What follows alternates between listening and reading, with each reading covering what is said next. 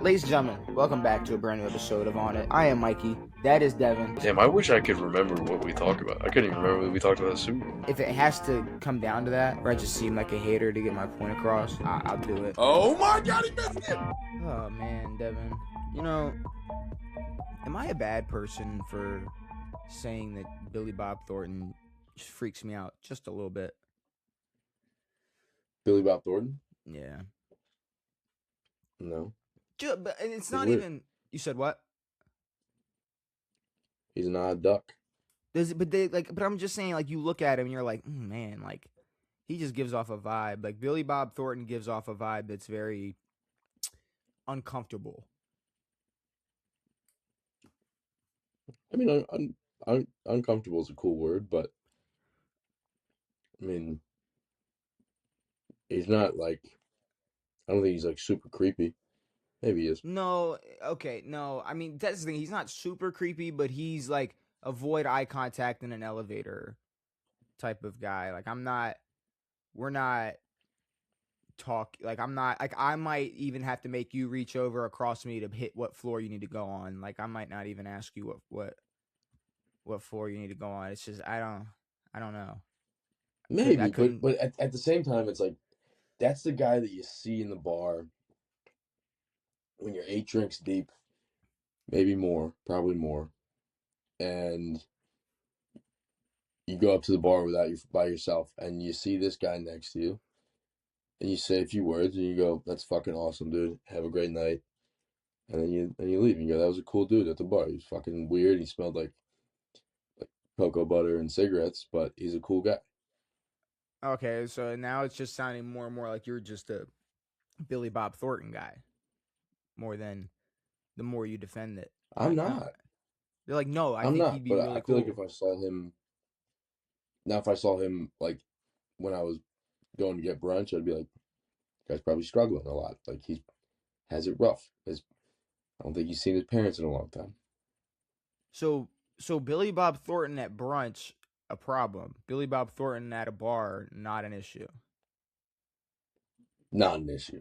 No. See, but that's the thing. If there's a problem, if you look weird being in a brunch setting, if you look normal at 1 a.m., you're a weirdo. Okay, then exactly. Okay. So then we're on the same page. Billy He's Bob Thornton. He's built for 1 a.m.s. Yes, he's built for shows set in a different time period. You know, it's like people don't look like you anymore. Yes. People just don't look like that anymore. Not really. But they don't try to. They don't try to. Ladies and gentlemen, welcome back to a brand new episode of On It. We are here. You got me. You got Devin.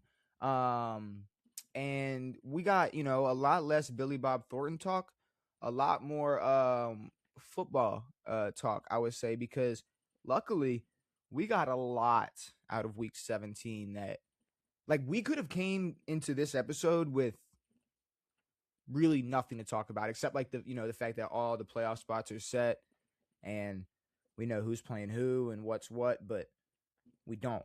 I mean, it was relatively close to all the playoffs being set. I mean, 2 or 3 games go a different way. I mean, there would be some seeding going on, but there's 2 teams left in the hunt, and both of those divisions are up for grabs. But I mean, yeah, there's NFC 1 seed, 2 seed action, 3 seed action. Well, here, what do we got? There's NFC. Well, so there's 3 teams. No? 3 teams still fighting? 3 divisions still not set? 3 divisions? No, 2. Who? Whoa. No, 3. Yeah, I was going to say, there's 3 divisions not set. Yeah, the West. Yeah, but the West decides the 1 seed in the NFC, basically. West's going to decide the 1 seed. And there's going to be, I guess, a couple games deciding, like you said, seeding and whatnot. Because Chicago's 11-5, Philly is also 11-5, so obviously they're gonna switch between 3 and 4 depending on who wins. 13-3 New England, 13-3 Denver. What's that? The Bucks or the Panthers will be 4. Yeah. What did I say?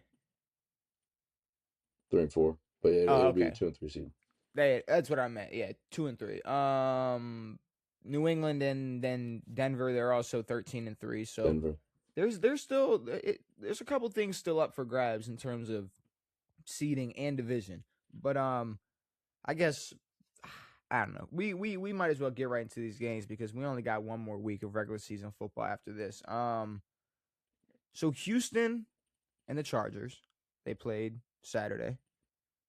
And I'm kind of gonna put these two games together. So Houston and the Chargers, and you had possibly the game of the year, Chicago and San Francisco. Bro.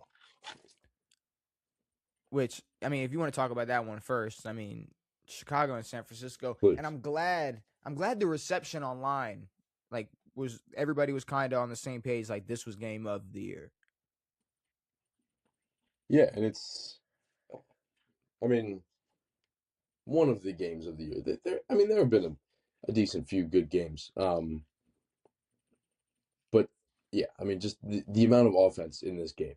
I mean, if we're being completely honest, there was zero defense. For sure. Zero.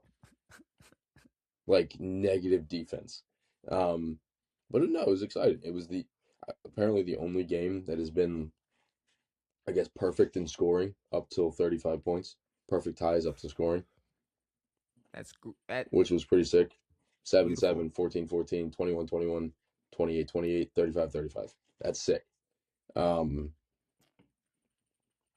Obviously the Bears played well enough to win, but had no ability to get a stop. They got one stop late in the game. Couldn't hold them. Again, I'm going to be honest, Caleb, whatever that last play was, made me upset. Whatever. Did you see the guy? No. Who was on the right side of the end zone? There was a guy wide open on the right side of the end zone. Oh, no, the flats. But he was standing there like this. You know, the flats were wide open. Caleb didn't even look to his left. No. All right, so he could have hit the flat early. Oh, flats, and you're then talking there was a guy about in the back right of the end zone. Yes, okay. But his dumb ass is standing there as far away as he can from Caleb doing this shit. Meanwhile, his defender's bursting toward the center of the end. Well, move toward him. He's not going to throw crossbody 30 yards. Well, I think that was before Caleb rolled out to his left. It was as he was rolling. He stood. If you watch the cam, sure. Either way, there were, and it made me upset.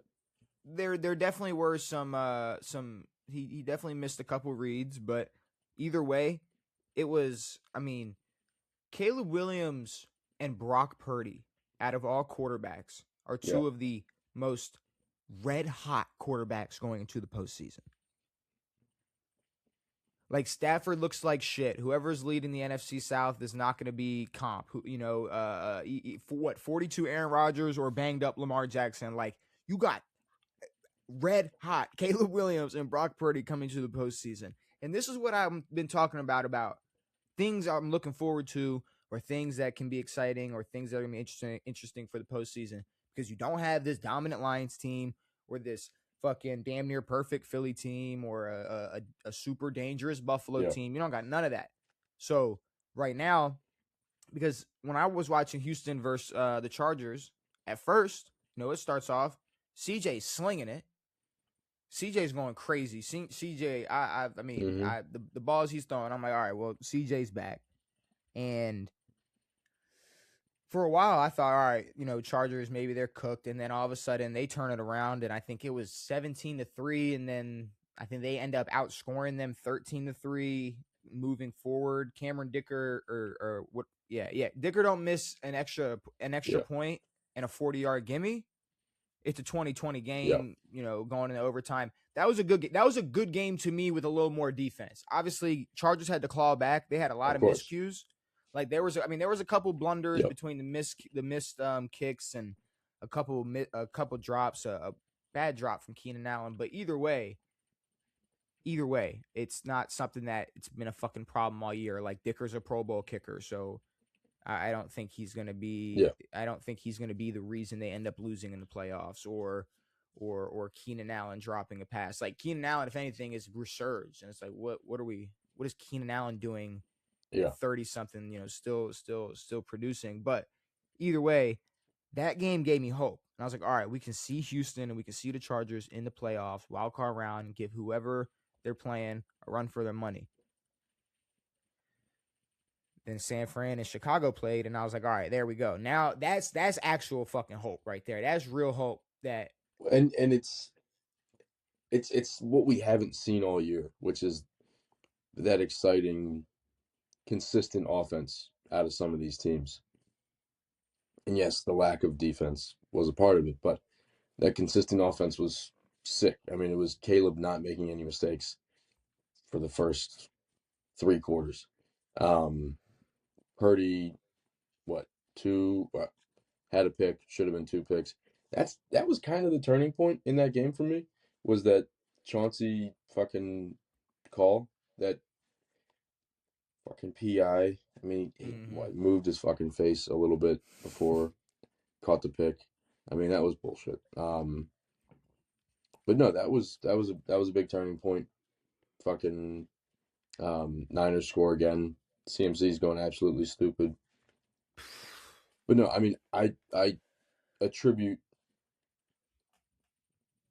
almost all of the success of the Bears to Ben Johnson, because a guy who took,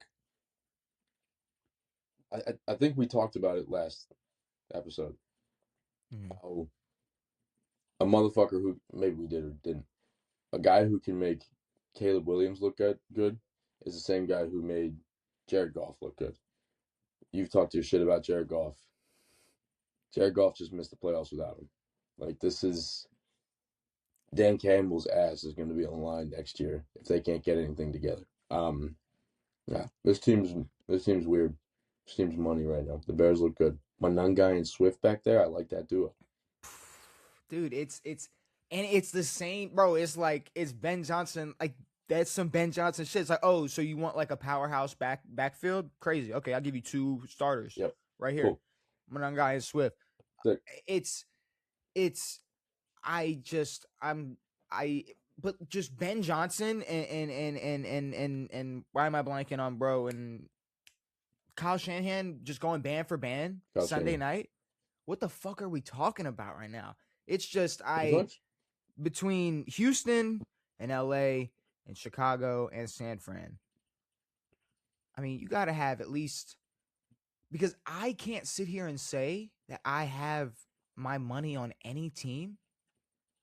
So because I don't have my money on any team, including these 4 teams, I can have hope into a game where, like, Houston versus Buffalo might be a good fucking game right now. Texans had the best fucking defense in the league. CJ, the way CJ was slinging it, it's like, no, CJ can keep up with whoever in terms of arms, in terms of an arm. Yeah, he's gonna be able to shoot out with and whoever. The way the Bills look when you shut down their run game, that Houston D can shut down the run game plus get to the fucking quarterback. I mean, it's tough, which is a team that we would have counted out because of how bad their offense was. Like 6 weeks ago. Beautiful. It's been beautiful. And when you, it's like, all right, sure, most important things, defense and run game in the playoffs. But if Chicago or San Fran is putting up 38, 42 points, you got to put up 38 or 42 points too. It's like, I don't care if you're, it's like, sure, you might have New England might have a good defense, right? But what if, somebody goes in there, or maybe let's flip into an NFC team. All right, Seattle might have a crazy defense, right?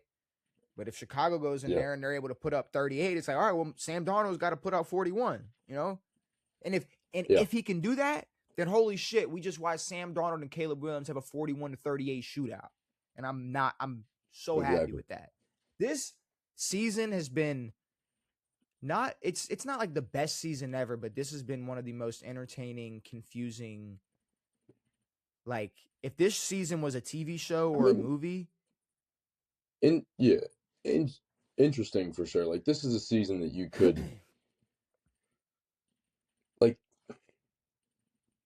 looking back, the way things will turn out will be interesting. For sure. The possibilities of this year are incredibly interesting. And there wasn't a lot of shocking things that happened this year. There weren't 10 to 15 crazy good games. Not all the primetime shit was great, but there was still good shit that happened. There's no dominance or anything essentially, but I mean, we'll see. I wouldn't say something I'd we're not say used to. I would definitely say there's been a lot of shocking things this year. Yes, shocking, but in a different way. I mean, just unpredictable. I mean, Denver and New England are 13-3. What the fuck? Fuck. I mean, then a lot of it leads me to believe that, yes, 5 years down the road, we're going to look at the Pats this year and go, oh, they won 13, 14 games. I mean, the idea that they didn't play anybody is going to fade after this year. And they haven't played anybody. So I'm praying that the playoffs can sort some of this bullshit out and a deserving team actually wins. If the Patriots deserve it, then they deserve it.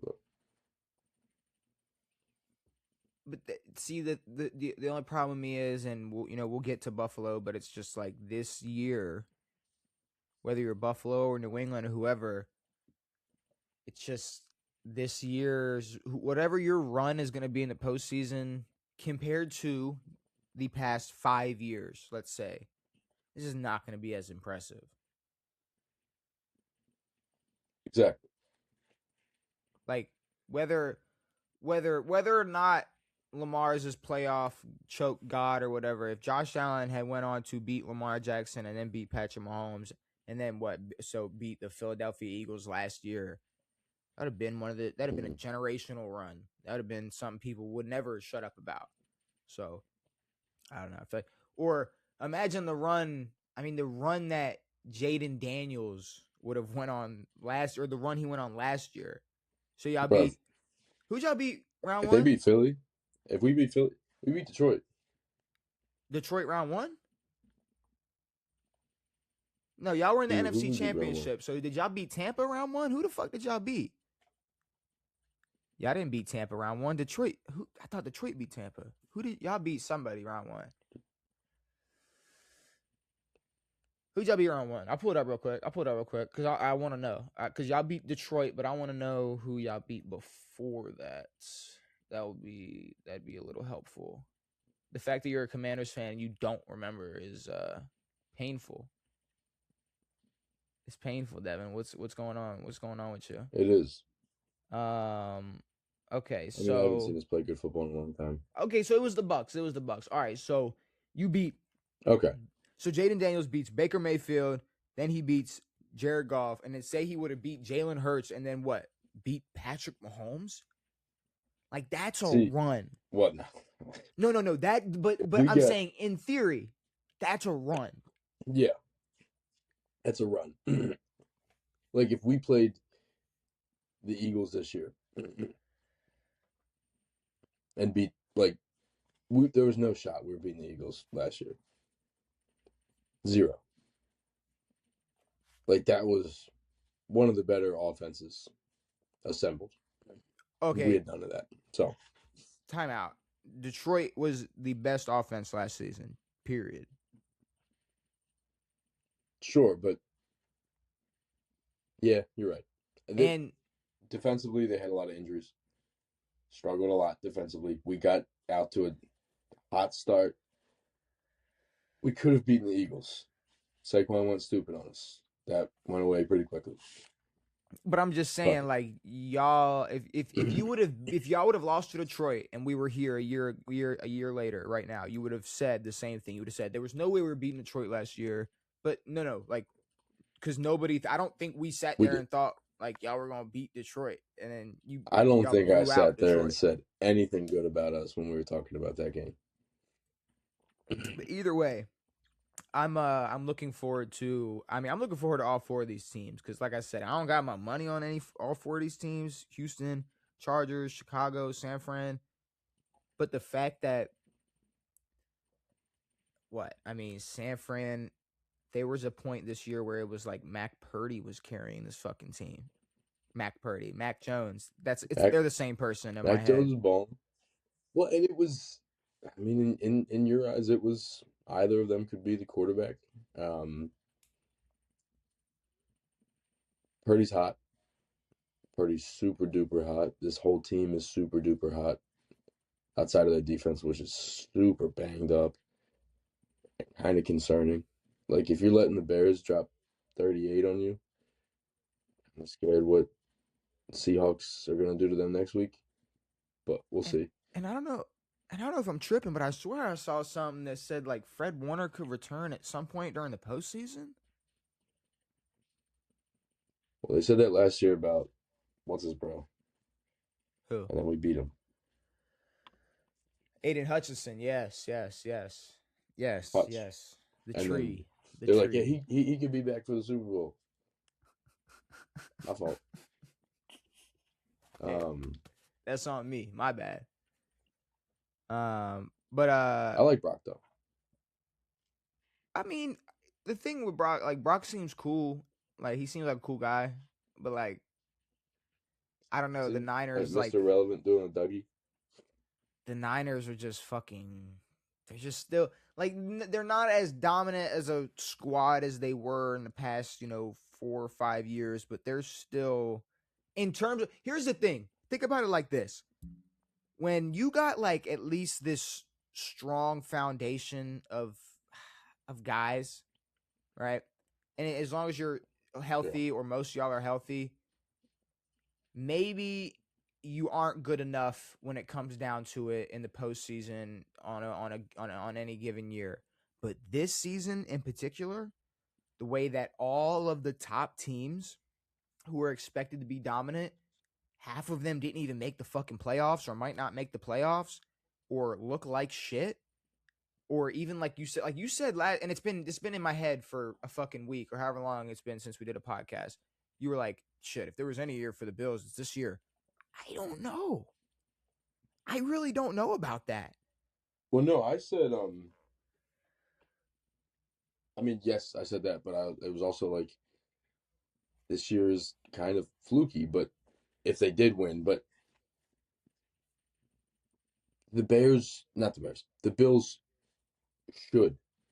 Like, if the Bills were the Bills, this should be a cakewalk for them. The Bills are not the same Bills that they were the past few years.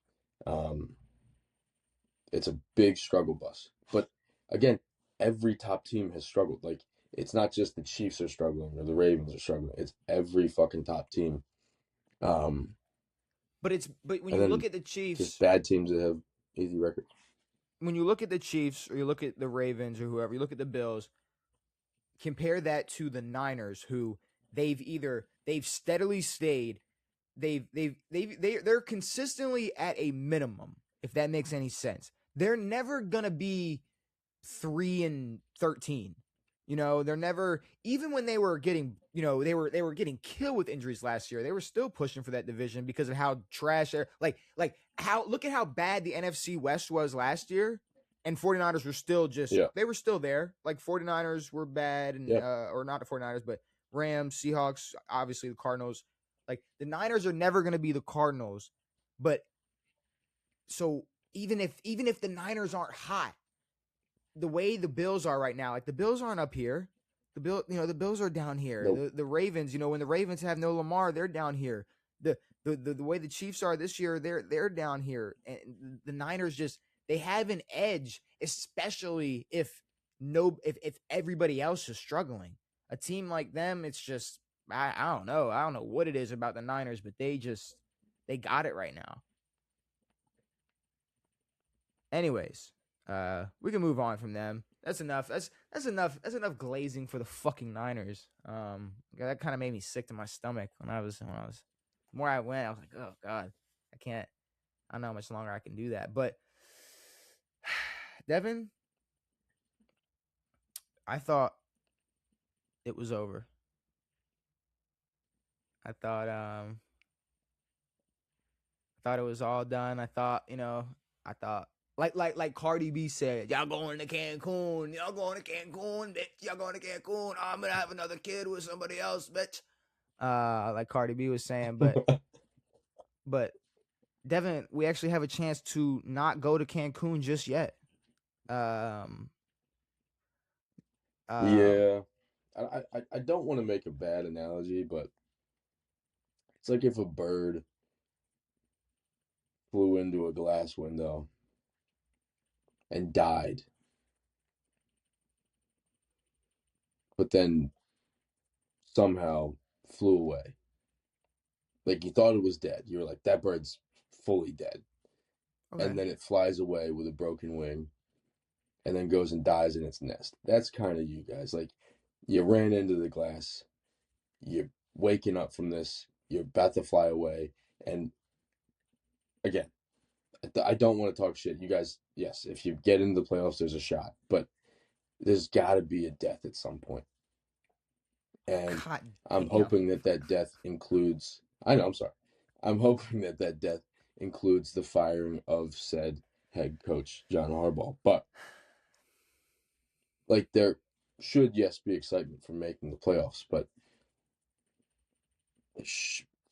in my opinion, there can't be much in the ways of expectations for this team just because of prior play. Okay. Multiple things. Would love to see John Harbaugh go. Another thing. Would really, really love John Harbaugh to go if it meant like Lamar would be happier to play. Another thing, Lamar, like Baltimore and Lamar, so like someone they have to have somebody an idea, like they have to have some idea of who's going to replace him. It can't just be some fresh guy. Like it has to be Cliff Kingsbury or some crazy move. Like we can't just replace John Harbaugh with anyone. Sure. I don't care how bad of a coach people think John Harbaugh is. You can't. You cannot. I don't care. No, you cannot. 1, 2, 3, 4. Eeny, meeny, miny, mo. No. Because then we might be in a situation where we have another coach 2 years from now, and I'm not doing that shit. I'm not. But either way, regardless of that, two things had to happen for the Baltimore Ravens to have a chance to to make the playoffs going into this week. It started off with a Saturday night game between the Ravens and the Packers. And I gave you 4 scenarios, Devin. I said Jordan Love and Lamar. Give me Packers. The Ravens. Or did I say Ravens? Packers. What did I say? I gave you 4 and it was 2 and 2. I said Love versus Huntley, give me Packers. Malik Willis versus Ravens, give me Ravens. Jordan Love versus Lamar, give me Packers. Huntley versus Malik Willis, give me Ravens. Yeah. It was Hunter versus Malik Willis. Or it was Huntley versus... I'm saying a bunch of different names. Huntley. You got me all confused now. Lamar, Huntley, fucking Jordan Love. No starting quarterbacks. It was the backup bowl. I loved it. Even if the Ravens were going to lose this game, like I couldn't be mad, you know? It's Jordan. It's no Jordan Love. But here's the thing, Devin. Of course, and I was so pissed because in my head I'm like, well, something in me is like hoping that the Steelers pull it off, but obviously the Ravens are doing all this for nothing. Obviously the Ravens are picking. What's whose name? You said something in you. Fuck you. But look, I'm saying, of course, the Ravens would choose this game where I thought it wouldn't matter, where Derrick Henry's gonna run for 200 yards and nobody's gonna Zay and Mark, they're not gonna do any stupid shit. Zay's gonna run forward, like he was just running forward all game. Like anytime he got the ball, he went forward. It was crazy. And we even got like an iffy, like, did he catch it? I don't know. Is that a catch? And they gave it to the Ravens. I was like, all right, shit. They gave it to us. All right. Now, and I will say, defense still scared me. Nate was getting cooked. I mean, he was getting fried out there. obviously along with Marlon and Awuzie, which was expected. Marlon keeps getting these interceptions, and it's pissing me off because it's a real shame. Like it's like I think I was in my kitchen. I hear interception. I go, please don't let it be Marlon, because it's like it's another tip ball. Like that fell into like there it is. Like it was bullshit. Like. And it's like, well, that's 4 picks on the year for Marlon Humphrey. What a season he's having. It's like, I don't think he's covered anybody efficiently. Anybody. Yes, what he a has 4 season. picks, but who the fuck's talking about Deron Bland still? Nobody. Like, Oh my this god. motherfucker's a bum. Get him No, out of there. Marlon But Humphrey. yeah, the fact that Nate's getting cooked is not cool. Maybe he needs to take off one of them mouthpieces. Motherfucker's got 2 of them joints. Maybe take one off. Maybe it make him a little faster. But I'm saying he's getting cooked. Marlon was getting cooked. Wuze obviously getting cooked. At this point, and I've been like tiptoeing around this all year, but I don't even like Kyle Hamilton in coverage. I'm not gonna lie.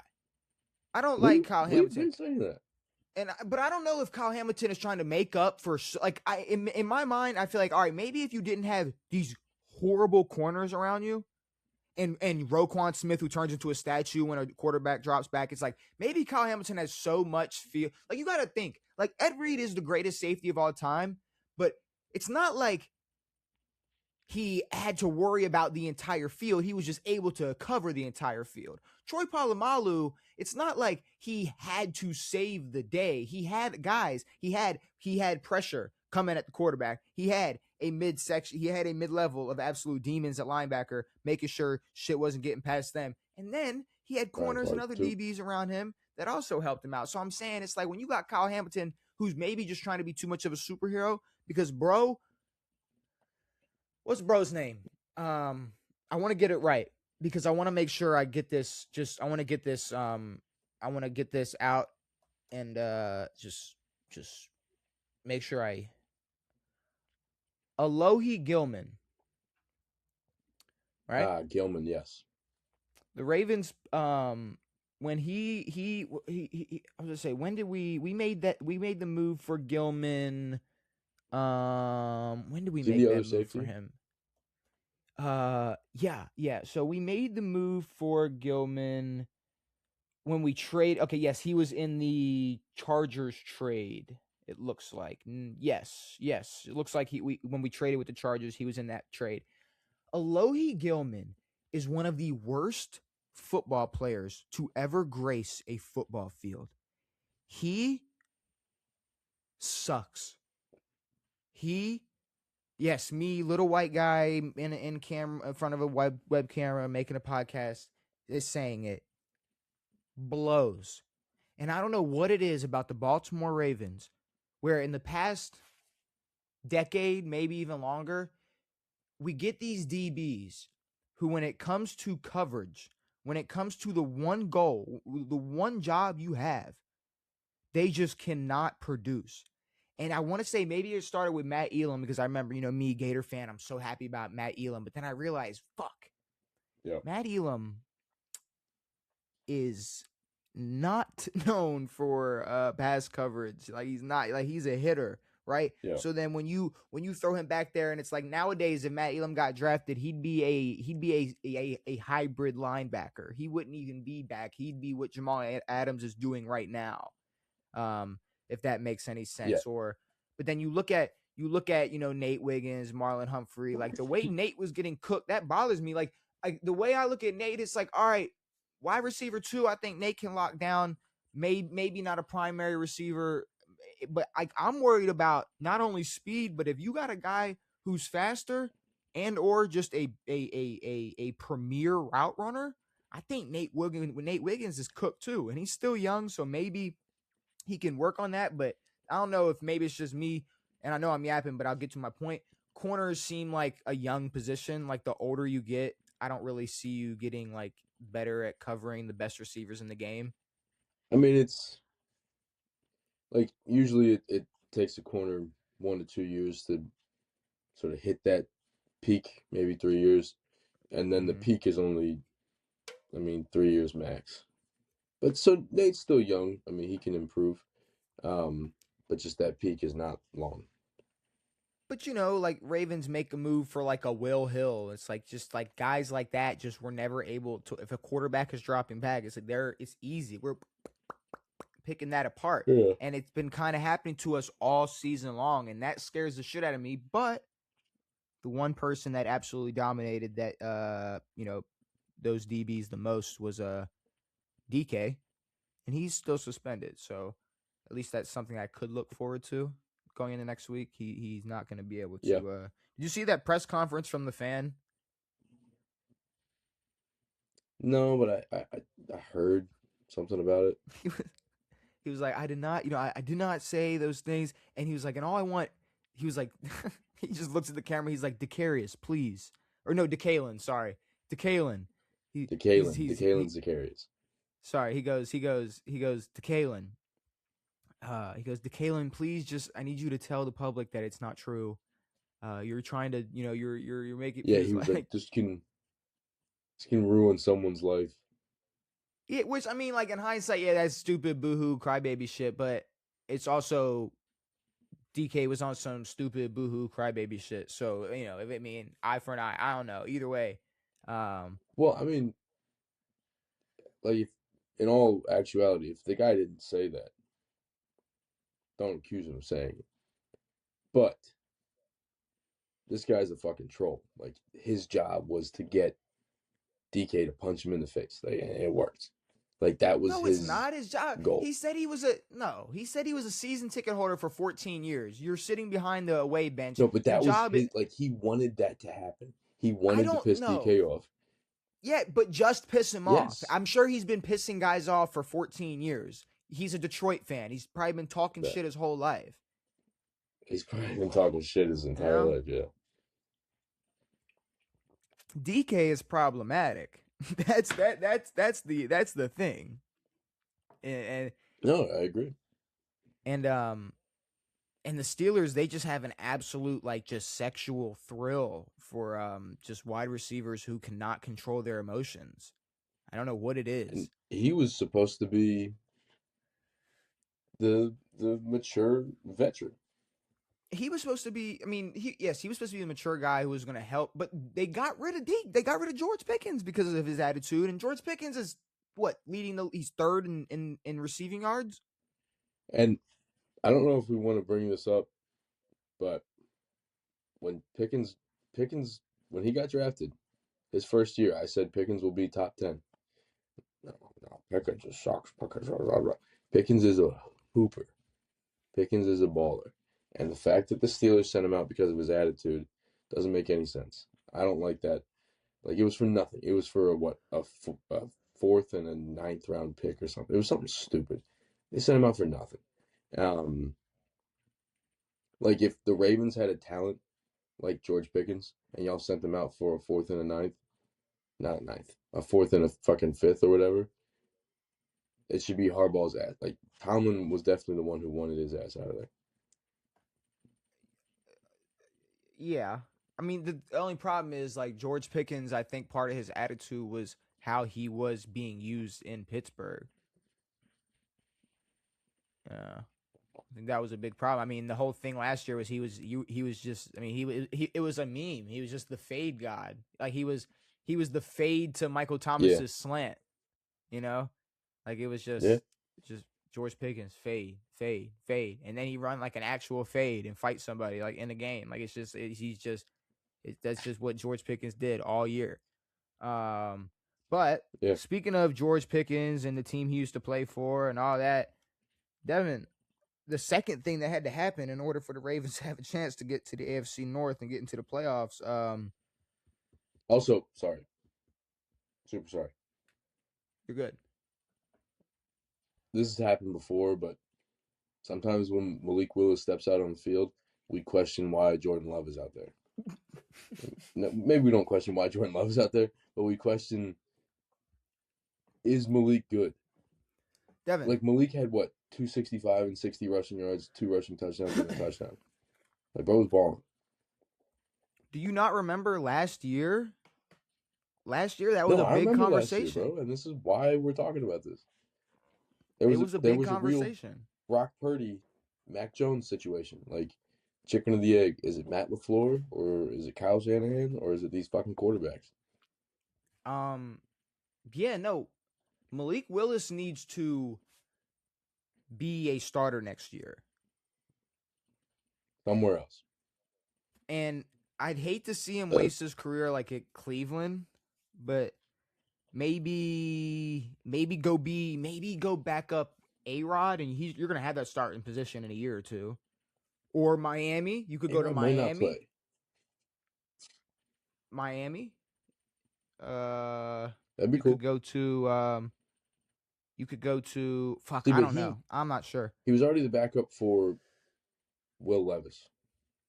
On the fucking Titans. Yeah, but you gotta think there's an alternate universe, and people have been talking about it all week, or not all week, but the last couple of days, where the Titans, it could have been Mike Vrabel, Malik Willis, Derrick Henry, AJ Brown. So, you know, just a nice dominant offense. But even with Tannehill, if they had kept AJ Brown, they were a good team back then. Yeah, but Ryan Tannehill was never going to be like. No, but beat y'all in the playoffs. Yeah, but and then we beat them in the playoffs. So what? Sans without AJ Brown. Well, and also they beat us in the playoffs the same way we just beat the Packers. Derrick Henry got the football and he ran with it. Yeah, exactly. So let's not. Ooh, Ryan Tannehill, fuck Ryan Tannehill. But I will say, even just to build up to this even better, Devin, we needed the Browns to beat the Pittsburgh Steelers, and the Pittsburgh Steelers were going into this game knowing if they won the AFC North. So it's not like they were going out there like, man, it's whatever. We already got it. They had to win the AFC North. And Devin, and I know, maybe I seem like this, I'm a liar or whatever, but there was something, once again, in me. It was a pit in my stomach. It was because I had two different dreams. I had one dream where I swear to God, it was just, I was like, man, I know I picked Buffalo, but something about me just sees like Josh Allen getting boxed and like, and just AJ Brown just toying with that defense. And it happened. I wish I would have just woke up and like just texted you for proof. The same shit happened. And for some reason, a score stuck in my head. 10-0. 10-0 stuck in my head. I was like, man, really? I was like going up 10-0. And I don't know what it was, but it was like, maybe it was going in halftime 10-0 in a dream. And then once Steelers went up, once Cleveland went up 10-0, it's fucking over. The Cleveland Browns are winning this football game. I got to be a Shedeur Sanders fan for 4 hours. And I will say one of two things. Was it nice? A, obviously, like I needed Shedeur to play as good as possible. So I was looking for every single positive. Like, all right, cool, perfect. Or boom, there we go, first down. I will say one of two things. First two drives, all right. Are we gonna root for Shedeur and we're gonna see him ball? Yeah. And he played really bad the rest of the fucking football game. So I can't really give him like the most amount of credit. So, but I will say I'm not gonna sit here and bash him like I usually do. I'm not gonna do that because he gave my Baltimore Ravens a chance to go into the playoffs next week.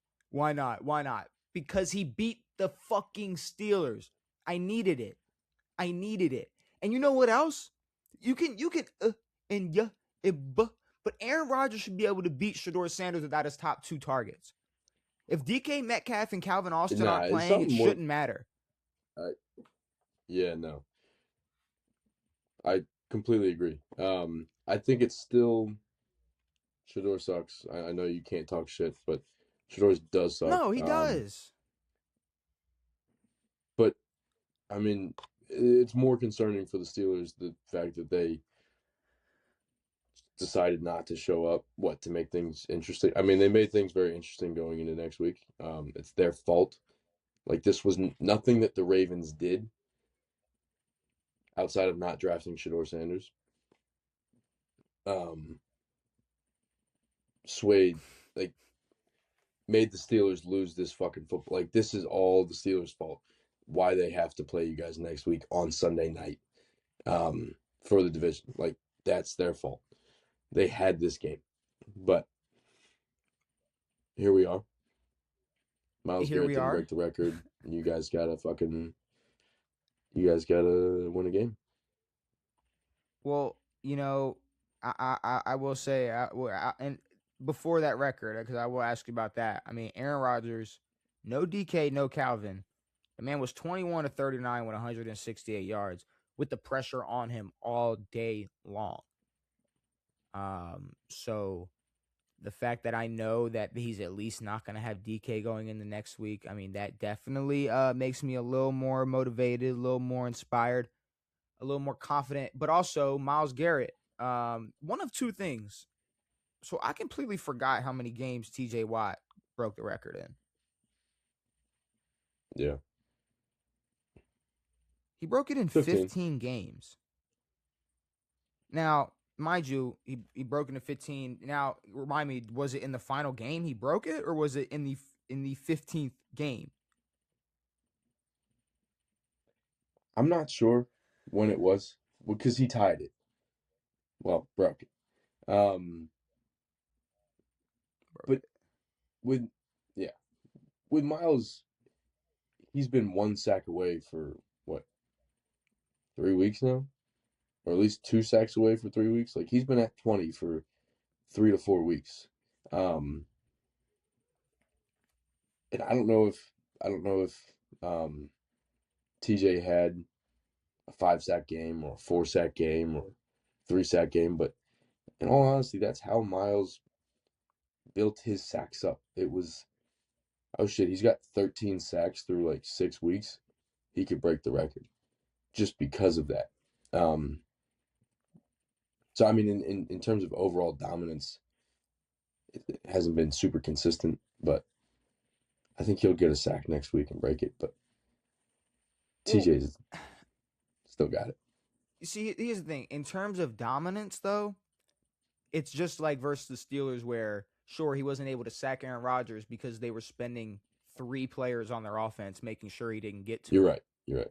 So it's like, it's the same thing I saw with that like play of him against the Titans. They literally had 2 guys in motion. Yes. Until they had to call timeout because no one got set. But no, I mean, he's a half a sack away. I think the Cleveland Browns, like, if I'm the Browns, like, I'm just drawing up every single stunt and blitz and whatever to get Myles Garrett to I think they play the Browns, to Joe Burrow. Like, I got to make sure. I don't know who they play. Maybe it's not them, but I think it's them. No, it's Bengals. Okay. Yeah. I'm pretty sure every game is divisional. I mean, every game should be a divisional game. I'm gonna assume every game is a divisional game. Bills, yep.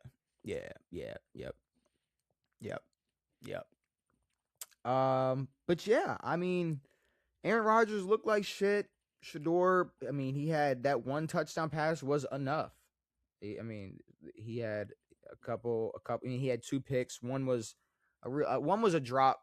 I will give it to him. He did have an interception that was just a complete drop, but he's also had the most interceptions the most interceptions throughout the entire NFL since like week 11. He's thrown the most picks, so it's not like it's unusual. But either way, Baltimore Ravens, Pittsburgh Steelers, NFL script writers. Look, if there's a script, they're doing it right. They're doing it right because they made sure Sunday Night Football, final regular season, it's going to be the Baltimore Ravens and the Pittsburgh Steelers playing for the AFC North. 7 p.m. though. Is it? Weird. Yeah. No, it's not. Or is it coverage starts at 7? Coverage starts at 7. Bro. It's at 8:20. NBC has to quit that shit. Don't you ever put 7 up on my screen ever again. Like, that's the time the game starts, you bunch of bitches. I hate that shit. I mean, that's probably when Made me coverage think the game starts at but 7:00. nah, the game ain't starting at 7:00. The game fresh 8:20 Sunday night, last game. Carrie Underwood, right? Is that who's there singing? Waiting all day for a Sunday night. Yeah. Yeah. Okay. I was making sure. I got the right name. Cool. All right. But anyways, I am looking forward to that game, and it'll be entertaining, Devin.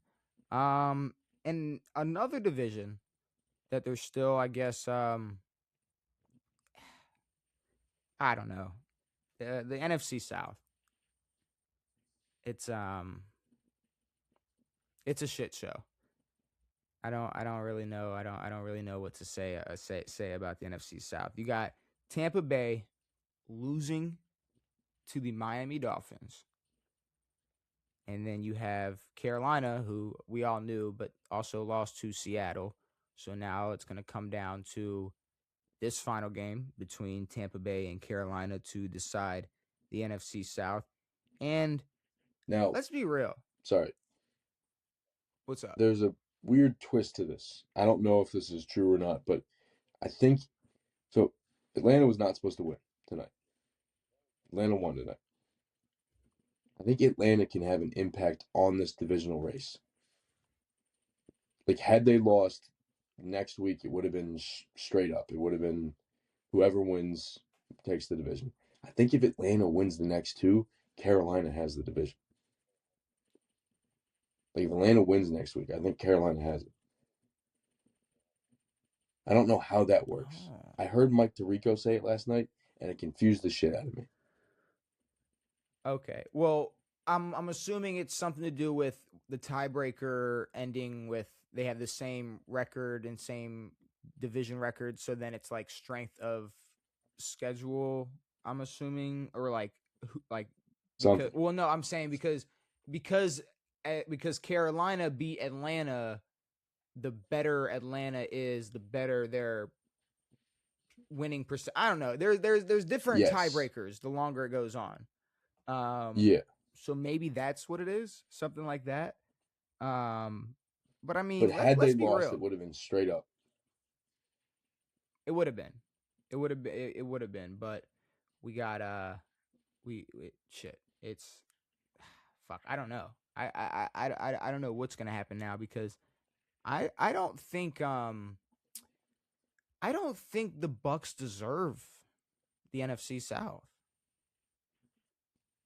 Yeah, earlier in the year, I mean, we thought Tampa would walk away with it, but injuries and then even coming back from the injuries, just the amount of struggle that we've seen from them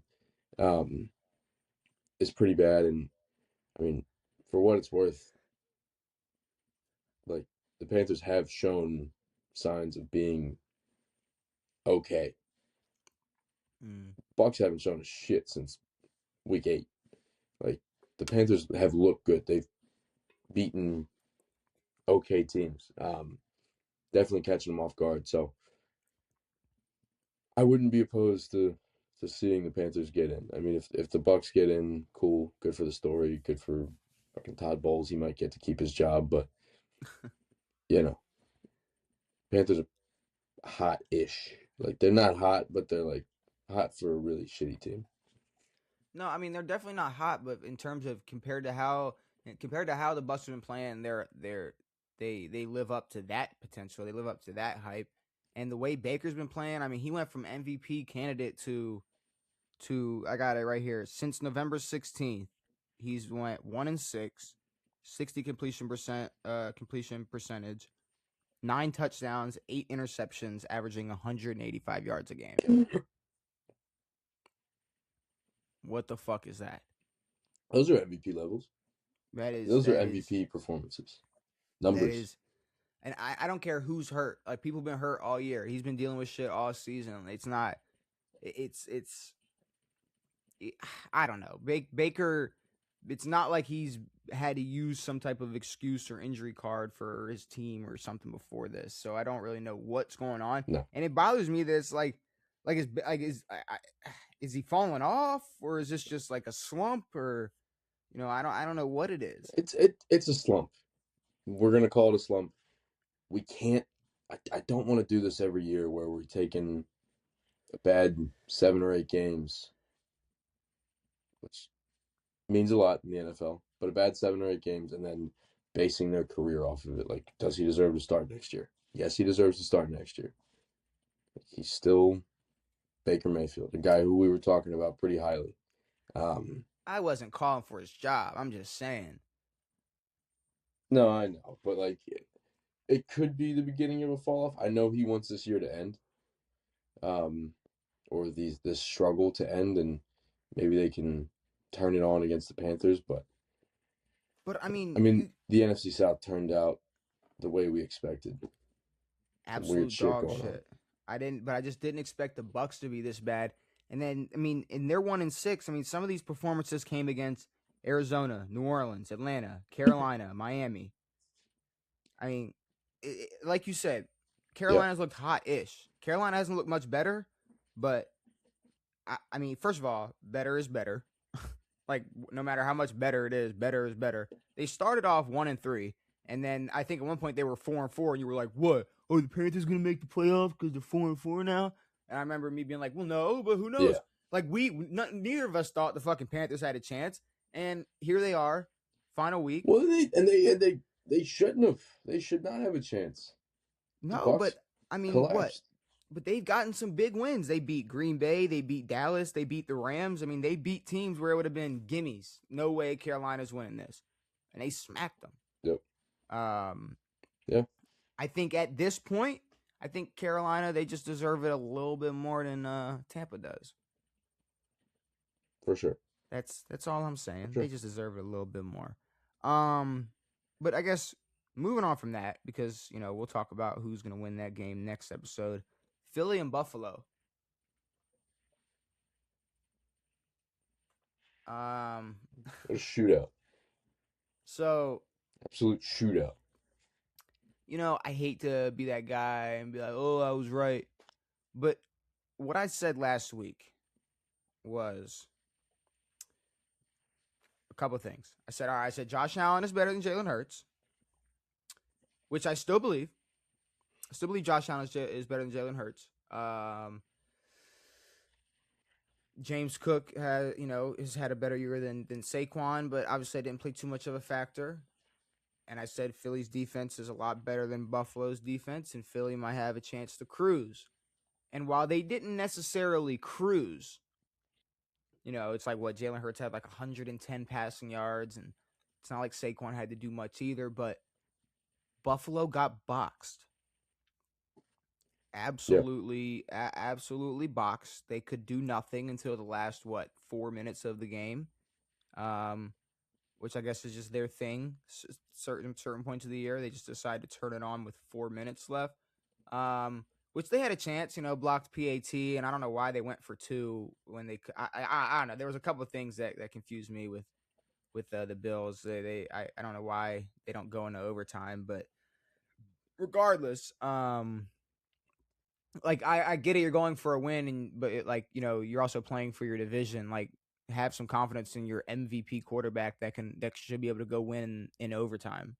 It's like, what are we doing here? Exactly.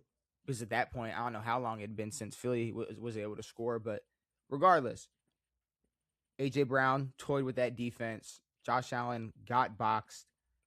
Buffalo, I don't know how hyped Bills fans can be right now. I don't know how much confidence they can truly have right now. They have not looked that good. They have won some games that they weren't supposed to win and have lost some games that they like. These losses that they've okay, their loss this past week. They looked about just as good as when they beat Cincinnati and beat New England. Maybe a little bit better in those games. Maybe a little bit, maybe a couple more points here and there, or a couple more trips to the end zone. Not even Cincinnati. Like they were down bad against Cincinnati. Yeah, no, they were down bad, and then Joe Burrow just said, "Well, here you go. Here's one. Oh, there's another one." Just throwing it into D lineman's hands and shit. It turned into a shit fest. Back to back shitters from Burrow just turned that game upside down. But in terms of Philly did not impress me. Philly didn't dominate. Philly didn't look crazy. I mean, it's like it was two teams. The two teams who at this point should be the fucking favorites to be facing each other in the Super Bowl looked like shit, and I think could lose to any of the other six teams in their respectful conferences going into the postseason. Yeah, I mean, this is when we expect these teams to ramp it up. This is when we expect a game like Bears-Niners. Like that's it. That's a contender ramping it up.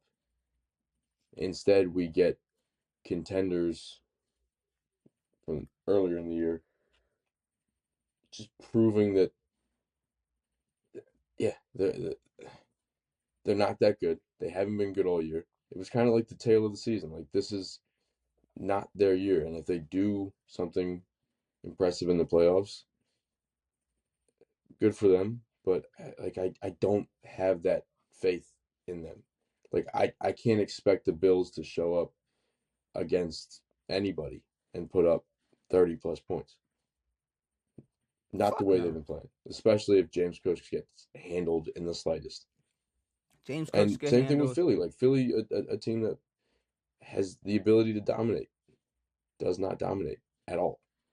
But I mean, Josh Allen has gotten to a point where he runs around, and yes, I guess there was a point in his career where his playmaking ability was so much more of a positive. But this season, his like hero mentality has been so detrimental to their like production period. Like just their production overall. Well, and that's what it was before last year. It was run around, scramble, yes, make some plays, but then throw some picks, do some dumb shit. And it's just kind of all creeping back. Like, he's becoming his former self, where he's making ill-advised decisions. But instead of the picks, it's just like 15-yard sacks, you know? Sure. Like, it's just like he's getting shit. It's the same problem like with literally the man on my shirt all year. I've been complaining. Well, when he's been playing, when he's been in the games, it's just he's extending. See, the difference between Lamar and Josh Allen is Lamar, he gets to a point where when he can plant his feet and look downfield and throw, he can also take off for 35 yards. And while, yes, Josh Allen can also take off for 35 yards, his career longest touchdown run is 40 yards, and he did that this year. Like, that was a surprising thing for Josh Allen to do. If Lamar takes off for 40 yards, that's just a fucking any given Sunday. Regardless, Lamar would run around. Lamar all year has been running around trying to make these plays downfield to get the bigger play, downfield, but we just don't have the guys for that. The same way the Bills don't have the guys for that. Last year, all the Bills fans were telling us is they got top receivers, this and that, and all these guys, and now Keon Coleman's a healthy scratch because he's missing fucking meetings and shit. Like, it's just, I don't know. I heard a word about how. I mean, when was the last time Keon played? I think he's been back. Shit. I think he's been back playing. We wouldn't know. I think I remember like a play he made like a week or two ago. But yeah, I mean, all that Khalil Shakir talk, like the Bills team MVP, like the fan favorite should be James Cook. The receivers can go to high hell. They can fuck off. If you get Josh Allen better receivers, I don't think there's an issue with him being able to throw the ball to those said receivers. It may not be MVP level all the time, but he'll be better than he is right now if he has Stephon Diggs or someone decent. Yeah, but when he has someone like Stephon Diggs, neither is Keon Coleman.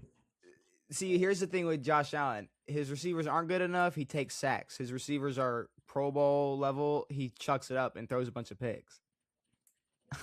Chucks that bitch, bro. That's the difference between that's the difference when he has a good and and bad receiving core. But I guess the rest of these games from this week, you had Jacksonville and Indianapolis. Question: is Phillip Rivers coming back next year?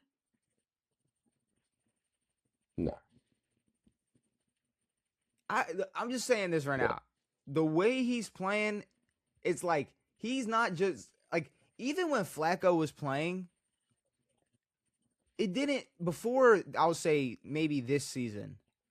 It didn't really feel like it's like he wanted to be there. It's like, all right, I'll do it, which has kind of been his attitude his whole career.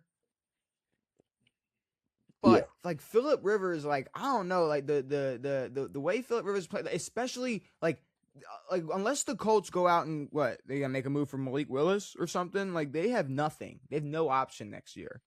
They might keep Phillip Rivers around. Agreed. If they might keep him around. I'll say this. I mean, I can definitely. Go ahead. You definitely go. I think it'd be more up to Phillip Rivers than the Colts. As in the Colts say whatever you want to do. 100%. 100%. Like, I think Phillip has the fire back in him to want to play. But same thing with like the way Brady talks about a comeback or whatever. He's like, yes, I want to come back for the thrill of the game, and he thinks he can still play. He thinks he can still perform, but it's the year-long prep and everything that comes with being an NFL quarterback for an entire season, being away from his 15 fucking kids for a whole year. Maybe he comes back. I don't know. I don't think it's worth it. I mean, that's one guy that we have like not called for to come back since he retired. He retired and we were like, cool. Phillip Rivers retired. Go retire. Go have fun. Well, that's because we weren't like, yo, it's too early. Well, he was chucking up ham sandwiches, and now his shoulder's a little bit better. His shoulder's looking a little healthier. But here's the thing: he's still throwing sidearm ham sandwiches. Let's be real. Tom Brady could give a fuck about his routine. He's divorced with kids that are about to grow up and or they're going to be going to college. Well, soon. That's the thing now. Yeah, exactly. He could give a fuck about routine or I have to go to training camp. Oh, boo-hoo. Yeah, I don't think that's the problem. Joe Flacco, Phillip Rivers, they're okay with being 45 and losing games. Tom Brady, he's not coming back to go 7-10. Well, I mean, he came back to go, what, 8-9? He came, but here's the thing. He came back, still won the division, and then when he lost in the playoffs, and he was like, yeah, I'm out. I'm gone, bro. Like, I'm not. Yeah, but that's the thing is like, why is Phillip coming back? Just to play ball? Because like he wants to play ball. These few games felt like Phillip coming back just to play ball. But I'm saying, I'm gonna bring him back for a full year to just play ball. Bro, the year Tom Brady retired, he was third in passing yards. He wanted to he wanted to dominate. He wanted to win football games. He wasn't there to go 9-8. John Cena, where it's like when Tom lost a step or felt like he lost a step, he was out. But he lost his step at 46. Phillip Rivers ain't even 46 yet. He's 44. And he looks old as fuck. He looks triple the age. Sure. But you know what? The way the rules work, I think Tom Brady takes less bumps than John Cena if he decided to come back. So sure. He definitely does. But I mean, I'd much rather see a Tom Brady than a fucking Phillip Rivers. Oh, sure. I mean, I'm not yearning for Phillip Rivers fucking to come back another year. I'm just saying he's a better, like, it's crazy that he's a better option than Anthony Richardson. Like, that's ridiculous. They need to cut the AR experiment. That's gotta stop. I'm tired of that. Oh yeah, no, he'll be gone. He'll be gone pretty soon. Patriots and Jets, just your most overrated 13-3 team ever. Yep. Arizona and Cincinnati, cool. New Orleans and Tennessee, another game that happened. Giants. Apparently, Shao's playing well. How's Shao? I guess. I mean, The Titans suck. Like the Titans, Better than Shedeur. and like the Titans are so bad. Like I guess, bro. Sure, Tyler Shaw's going crazy. Giants and Raiders. I guess the Vegas, they're the best Told you tankers. the Raiders will get the one spot. Like they do, they're going to do everything in their power to not win any more games. Next week they will not win. And I mean, I guess so. I mean, Max Crosby, he's getting knee surgery. So were you wrong? Yes. Or so was he. But or was that report wrong? Hold on though. Or is this like many players do, and he's just getting some type of routine cleanup or scope on his knee, and True, because the season is now over. He's just getting it a little earlier. I'm going to be honest. Don't blame the Raiders for being like, yo, you're kind of the best player that we will have for a long time. If you could, let us get the number 1 pick and sit out and go do your podcast and go get knee surgery, that'd be great. Like, I get the competitive nature, but don't.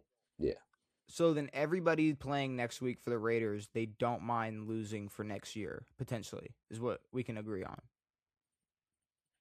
100%. Like anybody they put out next week, they're like, look, we are okay with you not being here next season. We are okay with risking that. Yes. All right. So let's be on the lookout for what starters stay. Geno Smith is 1,000% playing next week. Yeah. But there was next year. There was a good fight in that game too. Vegas and Giants. Cool scuffle on the sideline. So, I guess you had that. And then you had the Rams and the Falcons. What the fuck? I sit here. An awesome game. So I didn't start watching that game until 8 minutes left in the fourth. So you watched a completely different game. I watched a completely different game. I got the alert. It was 21-0. I was like, holy fuck, what's going on? And then I got the alert that Jared Verse had blocked a field goal and then took that bitch to the house by himself. Shout out number 8. That's fire. And then it was a ball game. 17-24, or what was it? 24-17? 17. Yeah, 24-17, yep. Yeah. 24-17. 8 minutes left. I mean, some wild shit coming out of the Rams. Some weird, crazy shit. Probably one of the better balls I've ever seen. One of the better throws and catches I've seen this year. That got called back on some bullshit. It's called back. Like, if we're being completely honest, like, Puka's that dude. I don't give a damn what he says on live streams or whatever. He's that dude. Puka is the best receiver in the league. Okay, don't do that. That's Puka is crazy. I don't know what that is. Puka is the best receiver in the league. And I will say, sure, the Rams lost, and I'm not gonna use this as the craziest excuse, but like they might win if Devontae Adams is playing. Probably. Like you gotta think all the attention is on Puka when Devontae's not playing, and he is still going crazy. Like, how rare is it to, like, I don't know if it's rare, but Puka's getting double teamed 50 yards down the field. Like, he's in the end zone, and he's got 2 full dudes right on. That's Calvin Johnson shit. He caught that bitch. That's Julio shit. That's Calvin Johnson shit. For that motherfucker from BYU. Yeah, a 5th rounder from BYU who, and maybe let's a little bit of a debate depending on how you feel. That drop with 5 seconds to go. From every angle but the last angle, it looked great. I don't know, like that bobble wasn't kind of a loss of possession. Somewhat. So, okay. Because it was stuck to his left hand. Here's the thing. It definitely 1,000% bobbled. But where I'm confused on, like, let's really think how a catch works, right? So if this was a play in the middle of the field on the logo, right, 50-yard line, and he dives out, one hand, grabs it, brings it to his chest, it gets popped, bobbles out, but before he lands, brings it back to his chest and lands down. That's 1,000% a catch. That's a catch. Now, just because he was out of bounds. Because he was out of bounds, he gets it with the one hand, both feet in, has it. Like had he the way he had it, if he went down with it, it's a catch. Bobbles, feet come up, and as he's still coming down, maintains control. I guess doesn't maintain it, but gets control back of the football. Well, regains with the one arm. I will say, I think they might have had a better chance if it was a two-hand boom. I don't know what. And then the ball popped a little bit, like because it was like a transfer. It was one hand, then completely loose. Like balls out. Like if the ball shifted as he's going to the ground, cool, that's fine. But it was, you see the ball float, and you're like, fuck.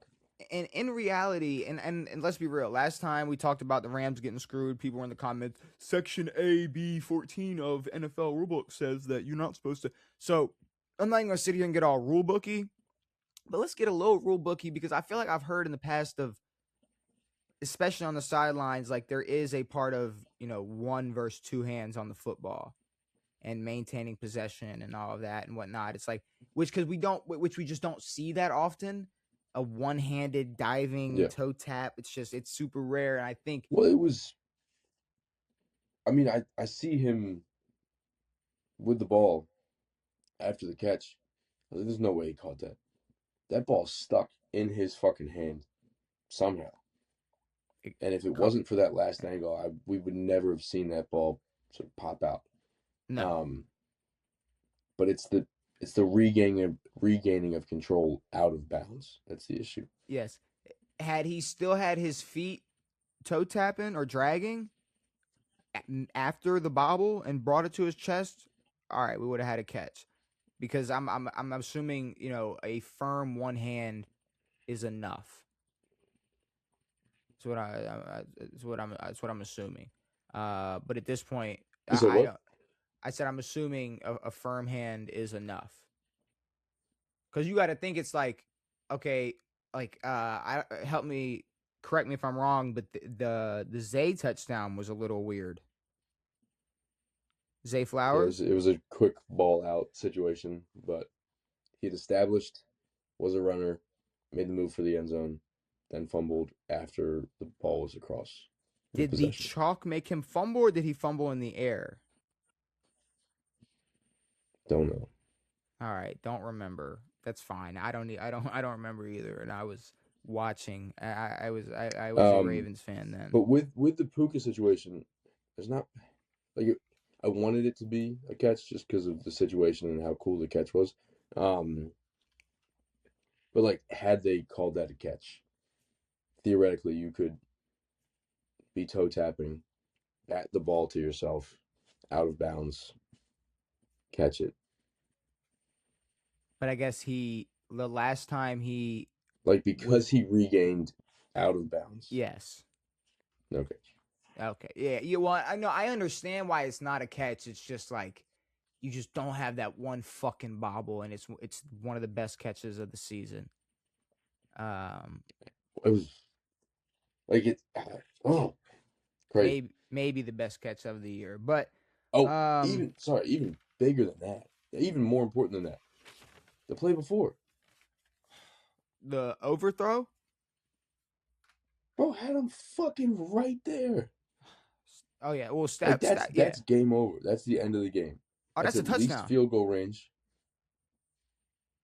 Touchdown, but at least field goal range. I don't know. Dude, still at the 35. There was nothing but green in front of him. He was gone. You're right, but I mean, had he caught up to that ball, he would have been sprinting. Probably would have ran out of bounds. But it was so in front of him. He didn't like. It was like he was full sprint. Like there was no hesitation. Oh, he slowed up on the route. It was like Stafford just straight overthrow.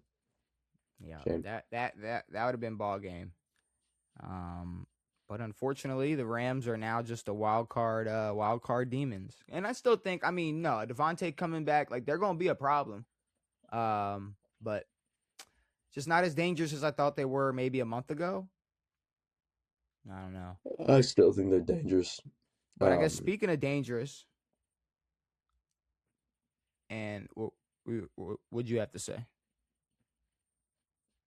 No, I mean they're going to be an issue. Like, yes, they're not going to win the division. They're not going to be first seed, but they, yeah, they're dangerous. They are dangerous. And speaking of dangerous, and definitely not Russell Wilson, Week 17 power ranking, and it starts with the team who we had number 1, and it's the Los Angeles Rams, who just lost to Atlanta. And the question is, who takes the number 1 spot? Because as of right now, we had the Rams at 1, we had Buffalo at 2, then we had Seattle at 3.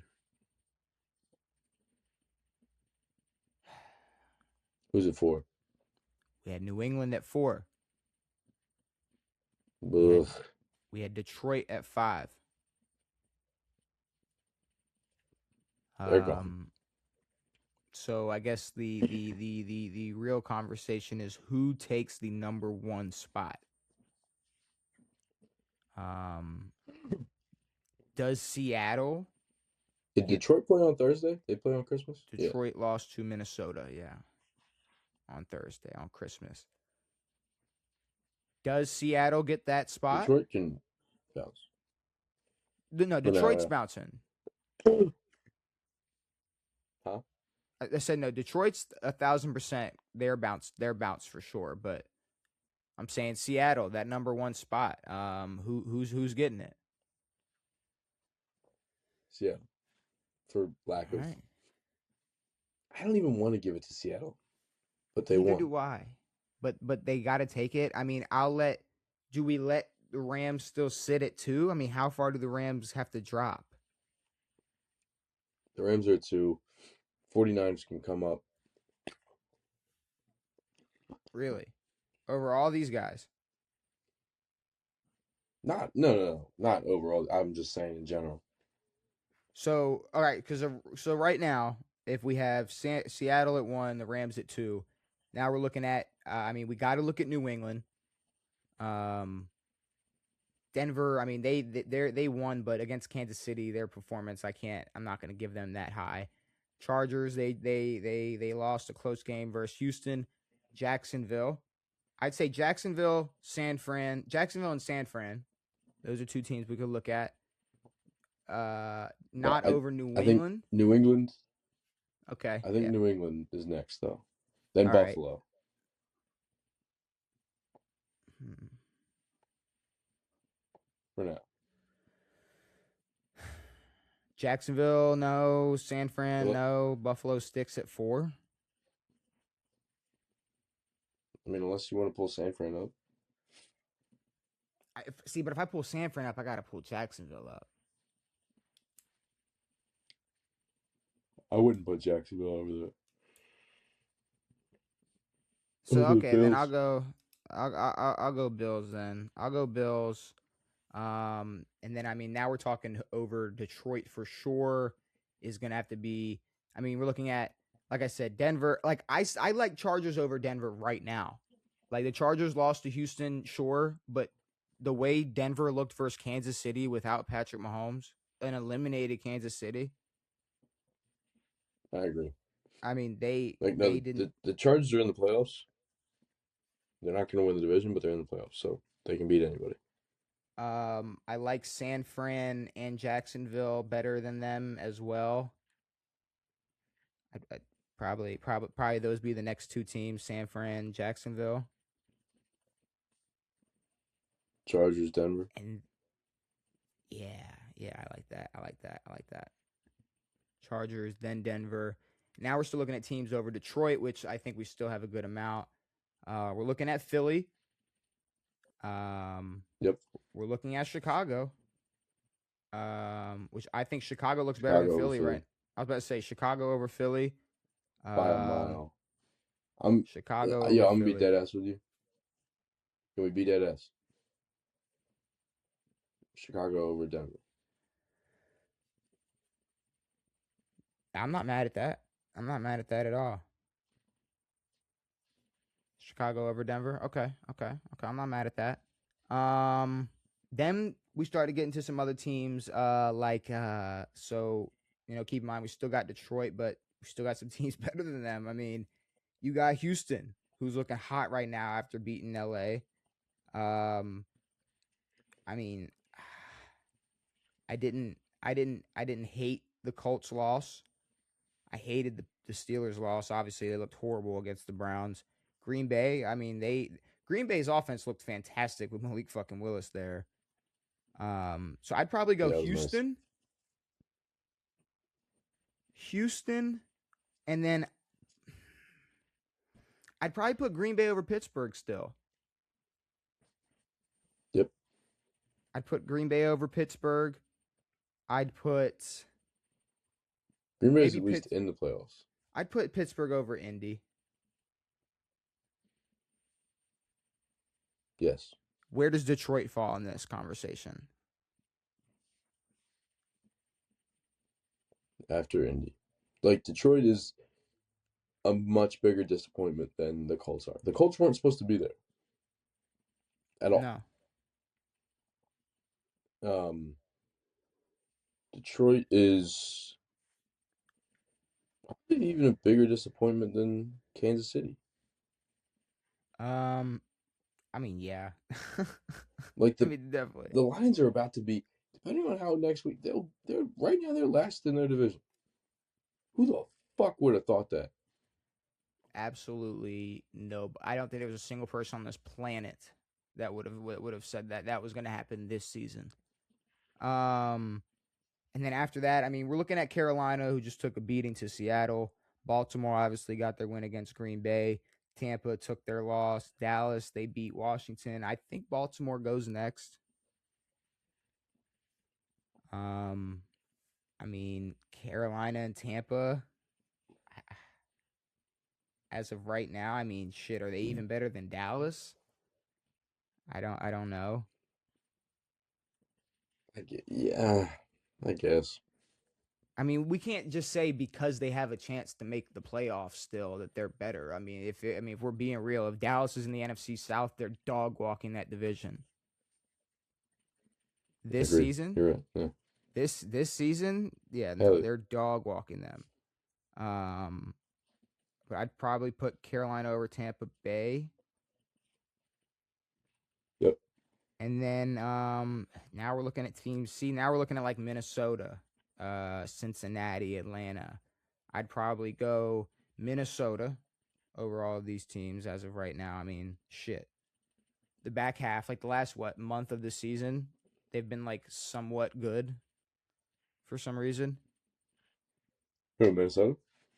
Yeah. Yeah, it's disgusting. They're not good.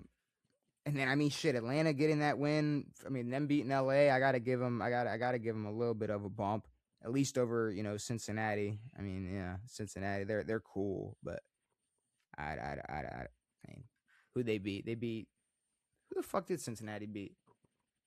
They just Arizona. They just beat Arizona. Which speaking of Arizona, let's drop down to the tippity bottom. Obviously the Jets, we had them at 32 last week. We still got Tennessee. I'm gonna put Cleveland over Vegas. I'm gonna give them a little bit of a bump. Obviously, they were able to beat the Steelers. And then I mean, I gotta go. Like I said, Arizona took that ass whooping to Cincinnati. You guys are pretty bad. Washington's pretty bad. We're really bad. I don't give a fuck. I mean, Miami being able to get that dub over Tampa Bay, that's cool. Giants still kind of a shitty team, sitting at 25. And then I guess we're sitting here between New Orleans, Cincinnati, and Kansas City. Which I guess I'd probably go Cincinnati. KC. Oh, KC. Right now, Cincinnati. Right now, it's Cincinnati over Kansas City. Yeah. Come on. Probably over New Orleans too. I mean, New Orleans. I don't care how good New Orleans fucking looks against these shitty teams. It's still New Orleans. But shit, that's the power ranking right there. That it is. Wow, this power ranking is disgusting. The Week 17 NFL power ranking, starting at 32, you have the Jets, the Titans, the Raiders, the Browns, the Cardinals, the Commanders, Dolphins, Giants, Chiefs, Saints, Bengals, Falcons, Vikings, Bucks, Panthers, Cowboys, Ravens, Lions, Colts, Steelers, Packers, Texans, Eagles, Broncos, Bears, Chargers, Jaguars, 49ers, Bills, Patriots, Rams, Seahawks. Disgusting. No, yeah, it's fucking gross. That is absolutely gross. But yeah, with that being said, Devin, we just got awards. We got our awards for Week 17. It's getting down to the wire. It's getting close. I don't know who's gonna win MVP. I don't know who's gonna win Opoy. We know who's winning Depoy, but I guess it's time to throw out the candidates for Week 17.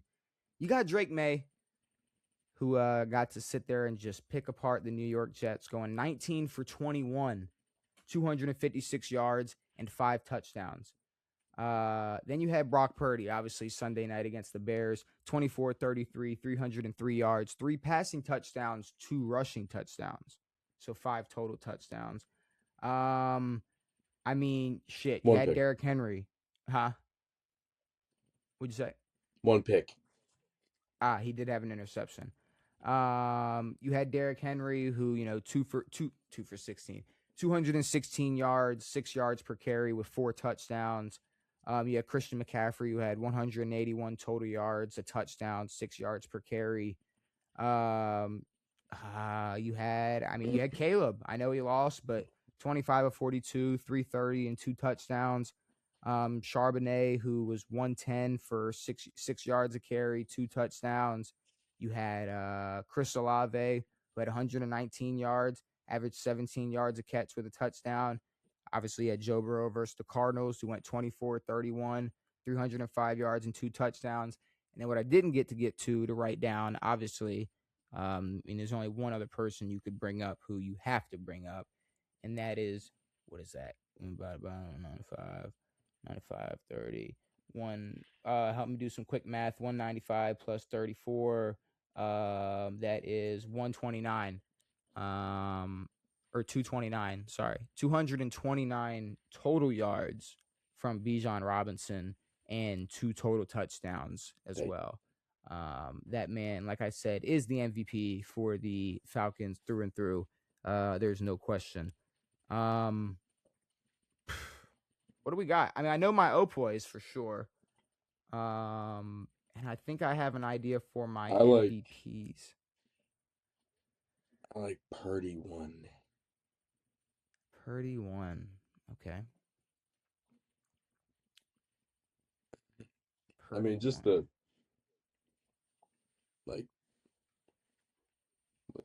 what they punted once, maybe twice. Like, they've been doing this for the past few weeks. It's impressive. They've been putting up 42 spots. It's nice. The resurgence of Derrick Henry. I think I got him 2. 4 tutties, 216. Absolutely stupid. Much needed.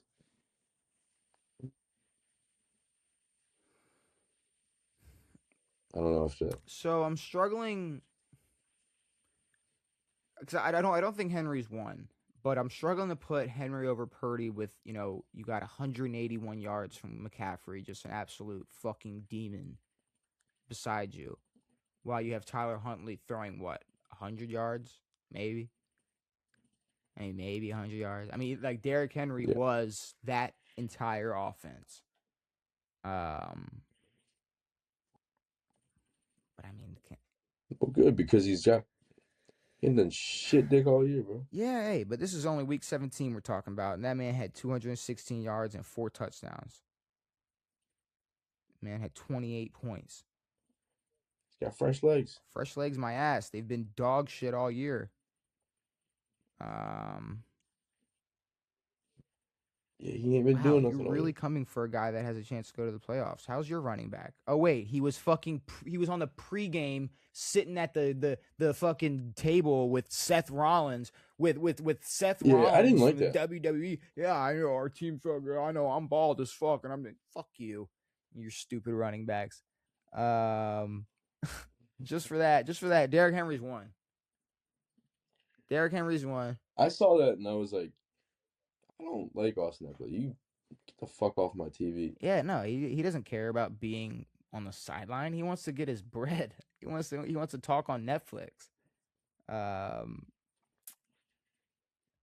Netflix money. No, you made me go Henry 1. He dominated that entire he was that offense. Dominate.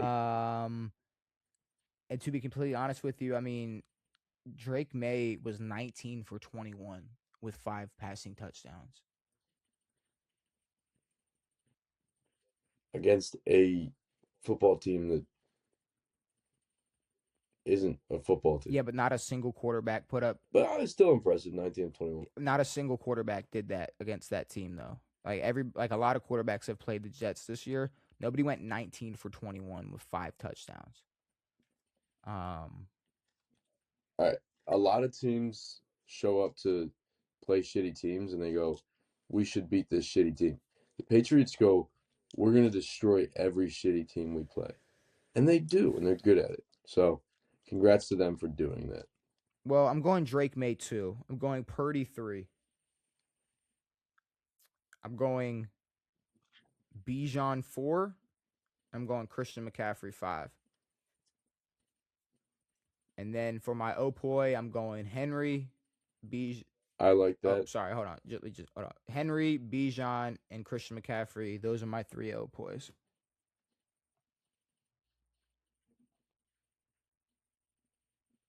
I agree with the Opois. Henry, Bijan, McCaffrey. What was your 3? For MVP, it was Purdy.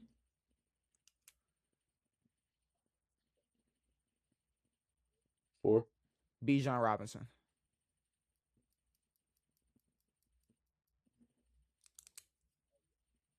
Oh, yes.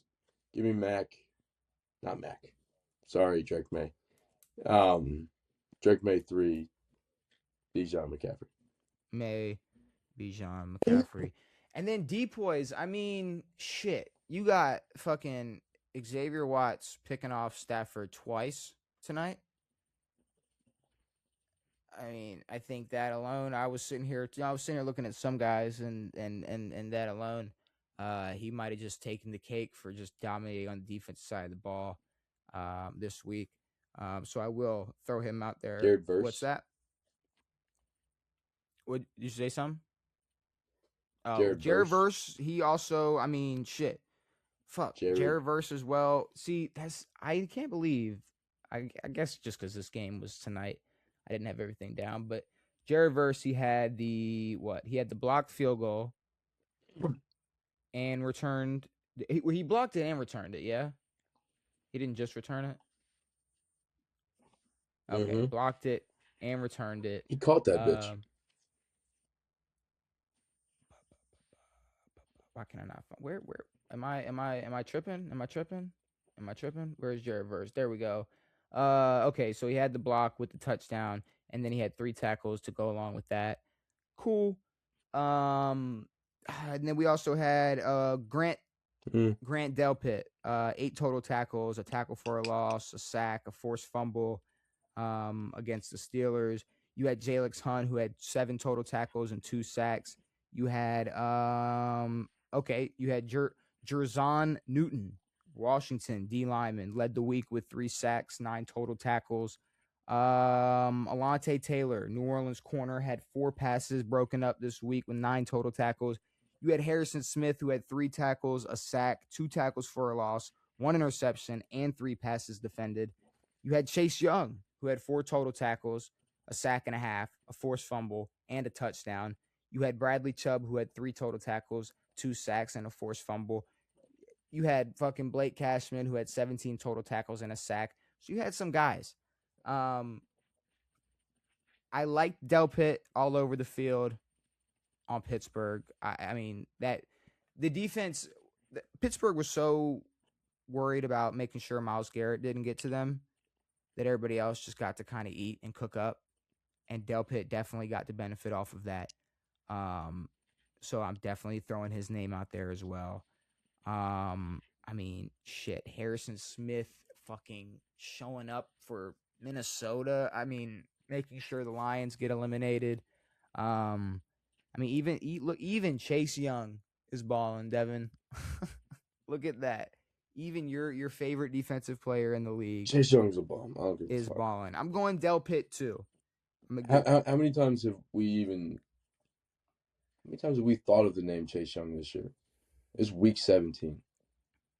I don't think of him much. I'm not gonna lie. I don't think of him much at all. I mean, Bradley Chubb with the 2 sacks and the forced fumble.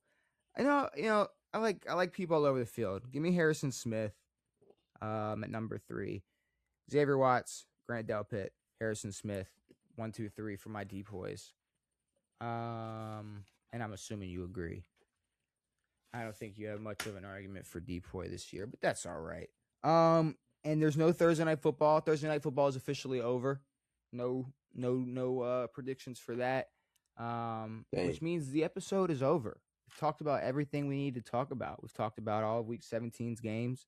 NFC South is still up for grabs. AFC North is still up for grabs. The NFC West is still up for grabs. Also, the number 1 seed in the NFC is up for grabs. The number 1 seed in the AFC is up for grabs. There's still some shit to go down, and Myles Garrett needs a half of a sack. He needs a half of a sack. He needs to touch a quarterback while someone else is sacking him. Wait, is he tied right now? Oh, is he only at 22? Is he tied? Don't tell me he's only at 22. Myles Garrett. He's only at 22. He needs a sack. 1 sack. That's it. So if I'm the Browns, that's my entire goal. I don't care. Like, sure. Yeah, here's the thing. You could build up your 5th round guy in his final week, or you could give your franchise guy like the all-time like record for his position to hold on to forever, probably. Until there's 20 games in the NFL and it's just that easy to get sacks. But yeah, I think we've talked about everything. I think we've gotten everything out. And I guess with everything out, is there anything you need to get off of your chest before we get out of here?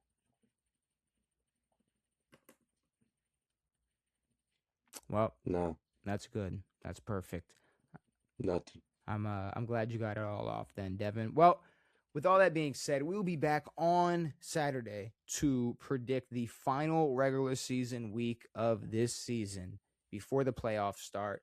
Probably take a look at maybe another ranking or such, something to that extent. Guess the athlete, maybe some NBA talk. Apparently, JJ Redick absolutely hates his life right now, and I'm a little interested in talking about that. So we'll see what happens. But with all that being said, brand new episodes every Tuesday and Saturday. We'll be back on Saturday. It has been me. It has been Devin. It has been real. We are out.